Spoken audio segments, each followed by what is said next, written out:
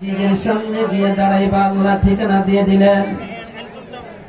ওই মসজিদের দরজার সামনে গিয়ে দাঁড়াইবা, দাঁড়াই পর দেখবা সর্বপ্রথম একজন মানুষ মসজিদে প্রবেশ করবে।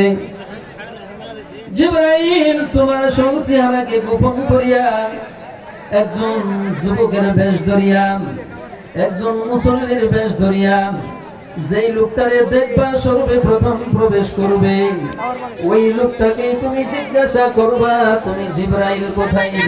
সুবহানাল্লাহ।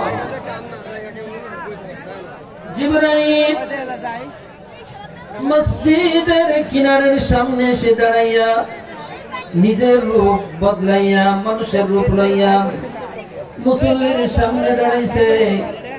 মুসল্লি যখন প্রথমে মসজিদের মধ্যে প্রবেশ করতেছে, সবার শেষে যখন ওই মানুষটা আবার বেক করছে, জিবরাইল ডাক দিয়ে বলে, ভাই তোমার সঙ্গে আমি কিছু কথা বলতে চাই। জিবরাইল ডাক দিয়ে কয়, আচ্ছা তোমার সঙ্গে কিছু কথা বলবো, একটু সময় দাও। আল্লাহর গোলাম ডাক দিয়ে কয়, আমার সঙ্গে কথা বলতে হলে আবার আমাকে মসজিদ